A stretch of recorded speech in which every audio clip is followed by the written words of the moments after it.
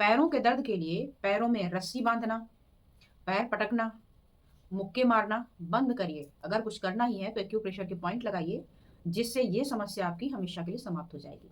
तो आज की वीडियो में मैं इसी के बारे में बताने वाली हूँ। अगर आपके पैरों में दर्द होता है, विशेष रूप से काफ मसल में, और आप उसके लिए परेशान रहते हैं, उसको दबा दबा के घायल हो जाते हैं, और दर्द है कि राहत लेने का नाम नहीं लेता, 2 दिन 4 दिन ठीक हुआ फिर आ गया, तो ऐसे क्या कारण है जिसको आप समझ लें तो इस दर्द से मुक्ति मिल सकती है। साथ ही धमाकेदार एक्यूप्रेशर पॉइंट मिलेगा, जिससे आपकी ये समस्या जड़ मूल से समाप्त हो जाएगी।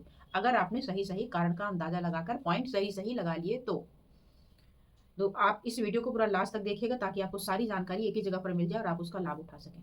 मैं हूं डॉक्टर अर्चना, और आप देख रहे हैं आपका अपना हेल्थ चैनल अर्चना दुबे एक्यूप्रेशर, जिसमें 1 या 2 पॉइंट के माध्यम से ट्रीटमेंट बताती हूँ। और अगर समस्या जटिल है, 1-2 पॉइंट से काम नहीं बन सकता, प्रॉपर डायग्नोसिस चाहिए, तो उसके लिए ऑनलाइन कंसल्टेशन या लेक्चर लेती हूँ। ऑनलाइन कंसल्टेशन के लिए सामने दिए हुए नंबर पे, जो पहला नंबर है, उस पर आप व्हाट्सएप मैसेज भेज करके अपना अपॉइंटमेंट ले सकते हैं। एनीवे, अभी आते हैं अपने मेन टॉपिक पर। मेन टॉपिक पर आगे बढ़ूं उसके पहले ही बता देती हूँ कि अगर इस तरीके का कंटेंट आपको अच्छा लगता हो तो आप हमारे चैनल को सब्सक्राइब करके ऑल का बटन प्रेस कर लीजिए, ताकि कोई भी वीडियो बनाओ तो उसकी सूचना आप तक जाए और आप उसका फायदा उठा सकें। एक और चैनल बना रखा है मैंने, अर्चना दुबे हेल्थ लैब, जिसमें मैं यहाँ तो ट्रीटमेंट बताती हूँ, वहां पर कारण बताया करती हूँ और हेल्दी टिप्स देती हूँ, जिसको अपना करके आप अपने आप को स्वस्थ रख सकते हैं। तो वो चैनल है हमारा अर्चना दुबे हेल्थ लैब के नाम से। तो आप अर्चना दुबे हेल्थ लैब और अर्चना दुबे एक्यूप्रेशर दोनों को एक साथ सब्सक्राइब कर लें, ताकि आपको डबल फायदा मिले। अब आ जाइए अपने पैरों के दर्द के ऊपर।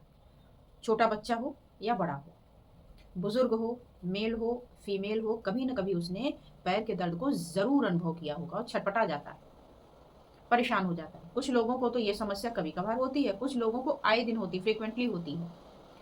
और ये हालत होती है कि सोते सोते में अगर नस चढ़ जाए ना तो वो बिलबिलाने लगते हैं। तो ये नसों का चढ़ना या पैर का दर्द, ये क्यों होता है, क्या कारण है?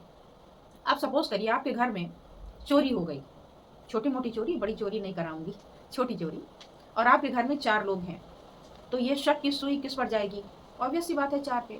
तो इसी तरीके से, अच्छा, 5वें मेंबर को तो खोजेंगे नहीं आप। घर में कोई इंपॉर्टेंट चीज़ है, वो आप इधर उधर रख के भूल गए, या किसी ने इधर उधर गायब कर दी, तो आप बाहर वाले को तो खोजेंगे नहीं, घर के ही मेंबर को तलाशेंगे। ऐसे ही आपके पैर में होने वाले दर्द में हम किसकी तलाश करेंगे? पहला तलाश करेंगे नर्व की। तो नर्व में आई परेशानी इस मसल पेन का एक बड़ा कारण है। पहला है आपका नर्व का, दूसरा है आपके मसल का, तीसरा है आपके ब्लड सर्कुलेशन का, और चौथा है आपके न्यूट्रिशन का, नरिशमेंट का। तो ये कौन कौन से कारण बन रहे हैं, कैसे कैसे हो रहा है, इसके बारे में आइए बात कर लेते हैं। सबसे पहले अगर कारणों की बात करें तो नंबर 1 पर आने वाला है आपका शाटिका। शाटिका नाम से सभी परिचित होंगे। शाटिका की जो ओरिजिन है, जो निकल रहा है, वो ऊपर से निकल रहा है कमर के पास से।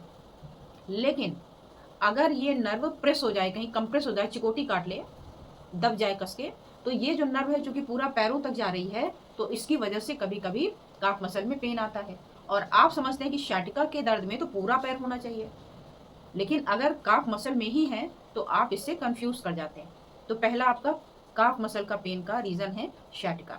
दूसरा, नर्व कहीं इंट्रैप हो गई है, तो शाटिका में इन्फ्लेमेशन आ सकता है, सूज सकती है। दूसरा, कहीं पर ट्रैप हो जाए। काफ मसल की जो, काफ मसल का जो एरिया है, वहाँ की जो नर्व है वो कभी कभी कंप्रेस हो जाती है, और जिसकी वजह से वहाँ पेन, और पेन के साथ ही और सिम्टम आते हैं, नमनेस आती है, और वहाँ पे झुनझुनी आ जाती है। और इसे हम समझ बैठते हैं कि ये नस पे नस चढ़ रही है तो इसका कुछ और कारण होगा। नहीं, केवल नस पे नस चढ़ रही तो दूसरा रीजन है। उसकी वीडियो मैंने अलग पूरी बनाई है, काफ मसल के क्रैम्प्स का। ये क्रैम्प्स नहीं, ये पेन है। अक्सर पूरा हाथों से दबाते रहते कि बड़ा दर्द हो रहा है, बड़ा दर्द हो रहा है, ये उसकी बात हो रही है। तो पहला शाटिका हो गया, दूसरा नर्व इंट्रैपमेंट हो गया। तीसरे की बात करें तो अगर किसी के शुगर बढ़ी हुई है, तो जब शुगर बढ़ती है तो 4 चीज़ों को प्रभावित करती है। एक तो आपके रेटिना को, रेटिनोपैथी हो जाती है। दूसरा, किडनी को खराब करती है, नेफ्रोपैथी होती है। एक होती है आपकी न्यूरोपैथी, यानी नर्व में प्रॉब्लम आ जाती है। और इस तरीके से और भी कई इंपॉर्टेंट जगह होती हैं आपके कान की, ये न्यूरोपैथी है। तो इसे बोलते हैं डायबिटिक न्यूरोपैथी। अगर आपकी डायबिटीज़ 200 के पार रहती है, ज़्यादा दिनों तक रहती है, तो फिर ये समस्या देखने मिलती है, जिसमें काफ मसल में और पूरा नीचे तक, इसमें पैर के पंजों तक भी दर्द होगा, सुन्नपन होगा, और ये परेशानियां आएंगी। तो अगर ऐसा है तो आपका एक ध्यान आपके शुगर पर भी जाना चाहिए। पेन भी होगा, नमनेस भी होगा, टिंगलिंग भी होगी और प्लस ये रेडिएट करेगा पैर तक। अच्छा, एक यहीं पर होती है पेरोनियल नर्व। अगर आपकी पेरोनियल नर्व जो आपके आउटर साइड ऑफ लेग से जा रही है, अगर इसमें कहीं कोई कंप्रेशन आ जाए, ये ट्रैप हो जाए कहीं पर, तो इसकी वजह से भी दर्द आपका और सुन्नपन और आपकी झुंझुनी आ जाती है काफ मसल में, और ये रेडिएट करेगा पैर तक। तो आपको ये भी देखना है कि केवल काफ मसल में पेन है या नीचे भी जाता है। उसके आधार पर आप अपना अनुमान लगाकर इलाज कर सकते हैं। इसके अलावा एक और नर्व होती है स्यूरल नर्व। स्यूरल नर्व की भी जो ओरिजिन है वो लोकेटेड है back side of lower leg में। तो जब back side of lower leg की नर्व कंप्रेस हो जाएगी किसी कारण से, तो उसकी वजह से भी ये पेन और अदर सिम्टम लिखकर आती है। एक होता है रेफर्ड पेन। रेफर्ड पेन क्या हुआ कि प्रॉब्लम कहीं और है, इशारा कहीं और आ गया है। ये कहाँ होता है? ये होता है हमारे जब स्लिप डिस्क वगैरह होती है तो लंबर का नर्व कंप्रेस होता है। एक होती है कैनाल स्टेनोसिस सेंट्रल वाली, एक सेंट्रल कैनाल स्टेनोसिस होती है, और एक आपकी जो फोरामिना है वहाँ पर कंप्रेशन आता है। तो अगर कंप्रेशन फोरामिना वाले में है तो जिस तरफ की होती है, कभी कभी एक साइड में ये पेन होता है, या बीच में है तो आपके दोनों ही पैरों में ये दर्द देखने को मिलता है। कैसा दर्द होगा? शार्प होगा, बिल्कुल बिलबिलाने वाला, शूटिंग पेन होगा, या होगा बर्निंग टाइप पेन, ऐसा लगेगा वहाँ कुछ जल रहा है। नमनेस हो सकती है, टिंगलिंग हो जाएगी, झुंझुनी होगी, सुन्नपन होगा। और ये जो दर्द है लगातार अगर आप काफ़ी देर तक खड़े हुए हैं तब ये दर्द आपका बढ़ जाएगा, बैठ जाएंगे थोड़ा आराम मिलेगा, इसका मतलब ये नर्व वाला है। इसके अलावा ऐसा दर्द जो आपके पैर के पंजे तक भी जा सकता है और थाई तक भी जा सकता है। तो ये जितने मैंने बताए, ये बताए आपके किसकी वजह से? ये नर्व की वजह से हो गए। इसके अलावा और क्या हो सकता है? मैंने कहा ब्लड वेसल, तो इसमें आर्टरी का भी फ्लो है और वेन का भी फ्लो है। तो अगर आपकी पेरिफेरल आर्टरी डिजीज की प्रॉब्लम होगी तो भी काफ मसल में पेन आएगा। कैसा आएगा?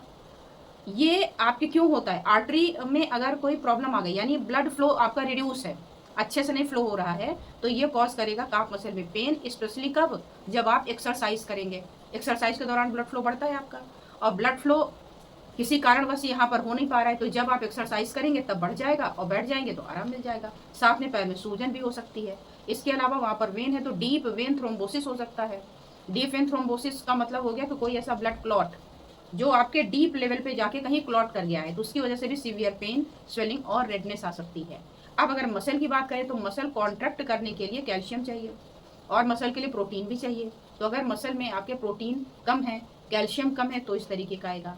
तो ये हो गया ब्लड वेसल का। वहाँ पर टेंडन भी है, तो अगर एचिलिस टेंडन में कोई रप्चर हो गया या कोई इन्फ्लेमेशन हो गया, आप बड़ा टाइट शूज़ पहनते हैं, तो उसकी वजह से भी इन्फ्लेमेशन आकर के ऊपर आपके काफ मसल में पेन होता है। मसल में स्ट्रेन आ गया, कहीं जा रहे हैं तो खिंच गई, उसकी वजह से हो रही है। बहुत ज़्यादा आप लंबी दूरी तक चल गए बिना आदत के, तो उसकी वजह से वहाँ पे क्या होगा? स्ट्रेन आ जाएगा, उसकी वजह से भी आपको ये परेशानी हो सकती है। और ये ज़्यादातर होगा फिजिकल एक्टिविटी करने के बाद, नया नया एक्सरसाइज किया, इकट्ठे खूब ज़्यादा कर दिया, उस दौरान आप देखते हैं किस तरीके का पेन होता है। तो ये तो हो गया सारे कारण, है ना, कि फिजिकल आपके न्यूट्रिशन लेवल पे हो गया, आपके ब्लड वेसल पे हो गया, आपके टेंडेंस पे हो गया, आपके नर्व पे हो गया। अब ये तो हो गया कारण, और सिम्टम भी पता चल गए कि ऐसा हो तो ऐसे पहचाने, ऐसा हो तो ऐसा पहचाने, नहीं तो आपके एमआरआई है, आपका एक्सरे वगैरह है, वहाँ से पता चल जाएगा। अब पता चल गया तो इसका इलाज कैसे करें? तो इलाज में आएंगे हम एक्यूप्रेशर के पास। एक्यूप्रेशर में दो तरीके होते हैं, या तो मैग्नेट और या तो कलर। मैग्नेट अगर लगाना है तो क्या लगाएं? दर्द को कम करने के लिए पीले मैग्नेट का यूज होता है, और या तो कलर लगाएं। कलर कौन सा होता है? सामान्य सा स्केच पेन जो घर में बच्चे यूज करते हैं। मैंने आपको काफ मसल में होने वाले पेन के सिम्टम बता दिए और इसके कॉजेज भी बता दिए कि क्या क्या कॉजेज हो सकते हैं। अब बात आती है इसके ट्रीटमेंट की। तो एक्यूप्रेशर में इसका एक सिंगल पॉइंट है गॉल ब्लैडर 37। गॉल ब्लैडर 37 ये लिवर का पॉइंट है। गॉल ब्लैडर लिवर दोनों कॉम्बिनेशन होते हैं, तो ये लिवर गॉल ब्लैडर का पॉइंट है, और liver gall bladder muscle strengthening के लिए रिस्पॉन्सिबल है।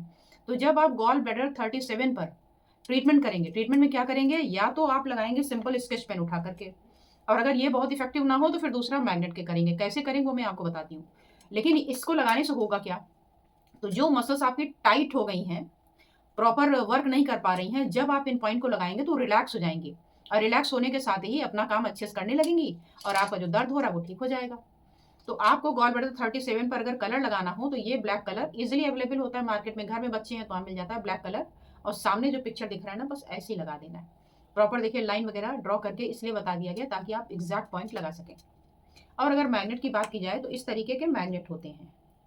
एक साइड होता है इनका वाइट दूर से ही दिख रहा होगा, और दूसरा साइड इनका होता है येलो।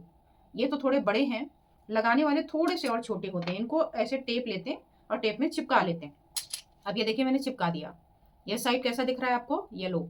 और अगर इसको मैं अपोजिट साइड से दिखाऊं तो कैसा दिखेगा? तब ये दिखेगा आपको, ये देखिए ये वाइट सा है। तो जब स्किन पर हमें लगाना है तो हमें स्किन तो दिखेगा नहीं, तो हमें जैसा पिक्चर में दिख रहा है सामने, इसी तरीके से यहाँ पर लगा देना है येलो दिखने वाला मैग्नेट दोनों हाथों में।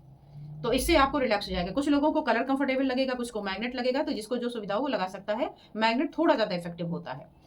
दोनों को एक साथ ना लगाएं कि कलर और मैग्नेट दोनों एक साथ लगा लें। आपका मन करे कलर लगाएं, आपका मन करे मैग्नेट लगाएं। या अगर 12 आवर के लिए लगाना है तो 6 आवर अपना कलर लगा लिया, 6 आवर अपना मैग्नेट लगा लिया। इसको करने के बाद आप देखेंगे कि आपको बहुत अच्छा आराम मिला। अब बात आई कि स्केच पेन कौन सा, तो कोई सा भी स्केच पेन मार्केट से आप ले सकते हैं, कोई दिक्कत नहीं। और रही मैग्नेट की बात, टेप की बात, तो आप मैग्नेट किट मंगा सकते हैं। सामने मैं नंबर दे देती हूँ, यहाँ पर मैसेज करके इस किट को मंगा सकते हैं और आप अपना घर बैठे आराम से लगा सकते हैं। तो आज बस इतना ही, फिर मिलती हूँ किसी और विषय के साथ। धन्यवाद, नमस्कार।